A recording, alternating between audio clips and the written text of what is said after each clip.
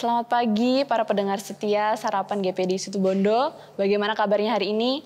Puji Tuhan, apapun keadaan kita hari ini, biar kita mau khususkan waktu sebelum kita melaksanakan segudang aktivitas kita mau mendengarkan renungan firman Tuhan. Renungan firman Tuhan hari ini saya beri judul Tak Terpisahkan. Bapak Ibu Saudara, Sarapan GPD Situbondo selama beberapa hari ke depan temanya adalah tentang kasih. Nah, kita semua pasti sudah tahu ya Bapak Ibu Saudara, di Alkitab terdapat dua hukum terutama yang Tuhan Yesus ajarkan kepada kita, yaitu tentang bagaimana kita harus mengasihi Allah dan mengapa kita juga perlu untuk mengasihi sesama kita. Hal tersebut dicatat di dalam Matius 22 ayat 36 sampai 40. Guru, hukum manakah yang terutama dalam hukum Taurat? Jawab Yesus kepadanya, kasihilah Tuhan Allahmu dengan segenap hatimu dan dengan segenap jiwamu dan dengan segenap akal budimu. Itulah hukum yang terutama dan yang pertama.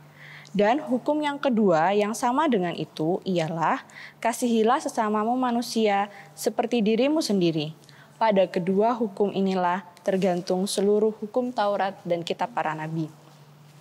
Dari apa yang sudah kita baca, kita bisa melihat bagaimana Tuhan Yesus menekankan bahwa kedua hukum ini itu tidak terpisahkan.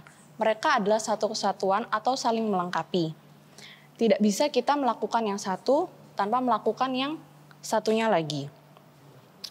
Kita bisa lihat bahwa ada dua bagian. Yang pertama adalah mengenai kita harus mengasihi Tuhan Allah kita dengan segenap hati kita, dengan segenap jiwa kita.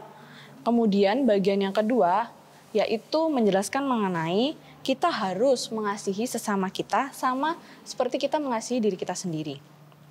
Kemudian dua hal ini ditutup pada ayat yang ke-40 dengan pernyataan Tuhan Yesus, yaitu pada kedua hukum inilah tergantung seluruh hukum Taurat atau kitab para nabi.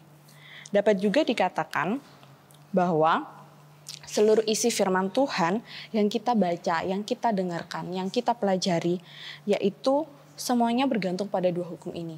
Intinya adalah tentang kasih. Allah sendiri bahkan menyatakan bahwa dirinya adalah kasih. Jadi ketika kita berbicara mengenai firman Tuhan, pasti tidak akan lepas dari kasih Bapak Ibu Saudara. Baik itu kasih kepada Tuhan maupun kasih kepada sesama.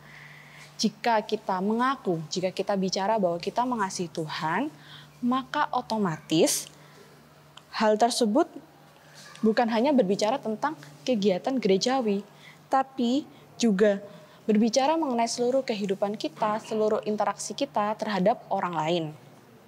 Apakah apa yang sudah kita lakukan, interaksi-interaksi kita dengan orang-orang di sekitar kita itu sudah menunjukkan kasih yang ada di dalam kehidupan kita. Di dalam 1 Yohanes 4 ayat 20 berbicara sebagai berikut.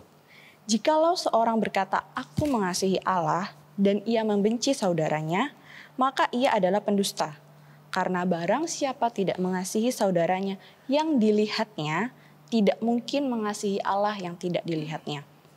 Firman Tuhan sendiri secara terbuka mengatakan bahwa kita ini adalah seorang pembohong atau pendusta jika kita bilang, kita mengaku bahwa kita mengasihi Tuhan, tapi ternyata kita tidak menunjukkan kasih itu terhadap orang-orang di sekitar kita.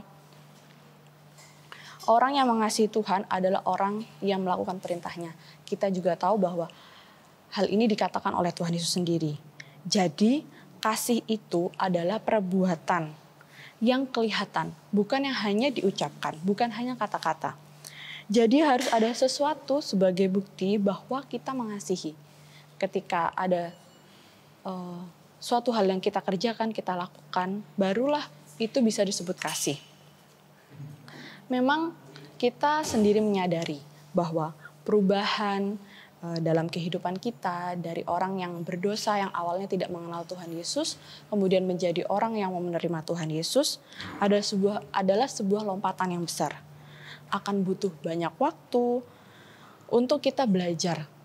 Salah satunya untuk belajar mengasihi. Kita butuh tenaga dan pikiran yang dikorbankan untuk kita bisa hidup dengan gaya hidup yang baru, bukan gaya hidup yang lama. Karena sekarang dengan hidup yang baru yang sudah Tuhan berikan dalam hidup kita, maka apa yang kita inginkan adalah kita ingin sama seperti Tuhan Yesus yang kita percayai. Jadi pasti akan banyak adaptasi Bapak Ibu Saudara. Dan akan menjadi hal yang normal ketika kita beradaptasi, ketika kita belajar gaya hidup yang baru, jika kita mengalami bagian yang gagal, tapi juga bagian yang berhasil.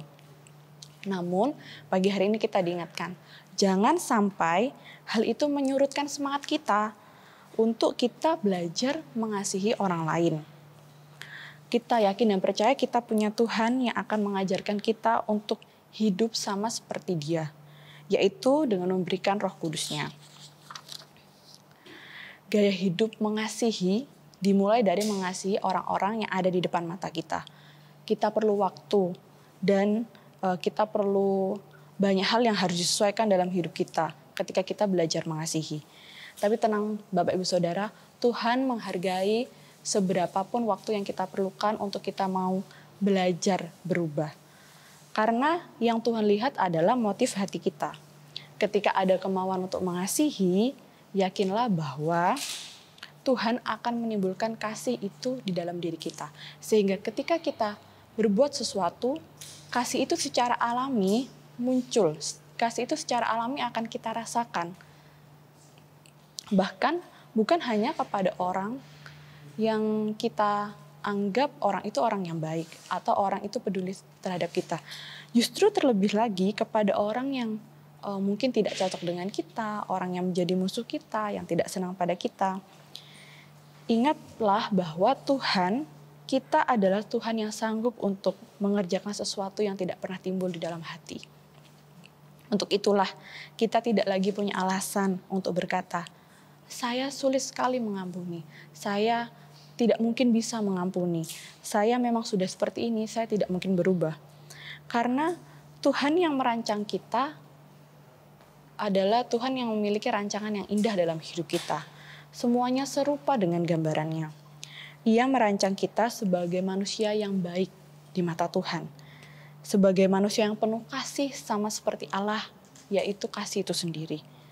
Maka dari itu pagi hari ini kita mau tolak untuk pikiran-pikiran negatif dan menggantinya dengan pikiran yang positif. Dengan mengatakan, saya pasti bisa mengampuni, saya pasti bisa mengasihi orang lain, saya pasti bisa berubah, bahkan saya bisa mengasihi musuh saya.